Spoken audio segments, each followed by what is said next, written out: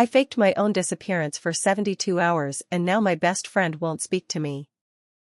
Okay, buckle up because this is going to sound absolutely unhinged, but every word is true.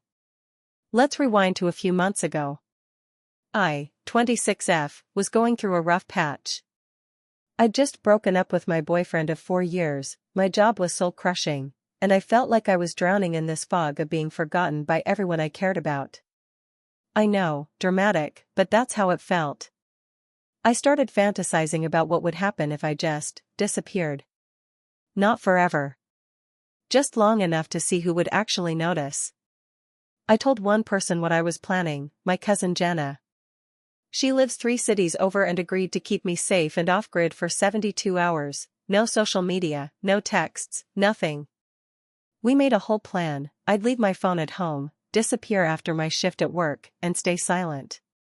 She thought it was a little crazy, but also kind of like a social experiment. And honestly, I thought it would be kind of revealing. Spoiler alert, it was. But not in the way I expected. So Friday night comes. I vanish. By Saturday morning, things were already spiraling. My roommate called the police. My ex showed up to my apartment, something he never did, even when we were together. And my best friend Clara? She went feral. She posted this long, tear-filled video on TikTok asking for help. I was watching everything from Jenna's burner phone. The hashtags were trending. A local news outlet even picked it up. My face was on TV. That's when the anxiety started to creep in. I thought I'd just fade quietly into the background, not set off a freaking Amber Alert for adults.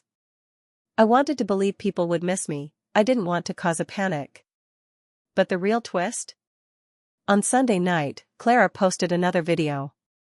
She was sitting in the dark, her eyes swollen, whispering into the camera like she couldn't breathe. She said, "If you can see this, I forgive you. Just come back. Please. I can't lose another person." Another person? I had no idea what she meant. I messaged Jenna to call Clara immediately. I couldn't take it anymore. She did, and Clara immediately asked to speak to me. I picked up the phone, shaking like a leaf. The silence on the other end was heavy. And then she said, "You knew my brother died 2 years ago this week. You knew. And you vanished like that, knowing what that week does to me." I was speechless. I had known. But I hadn't connected the dates. I hadn't even thought about it. I was so consumed by my own spiral that I didn't consider what disappearing would do to her. Clara hung up on me that night. It's been 3 weeks. She hasn't replied to any of my messages.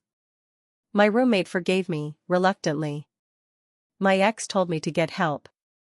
Jenna won't speak to me either, now that she realizes the scope of what happened.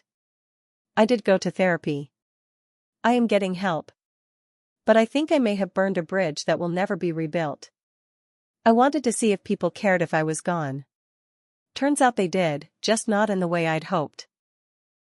So yeah. I faked my own disappearance for 72 hours and it destroyed my closest friendship. Don't be like me. Just talk to someone. Please.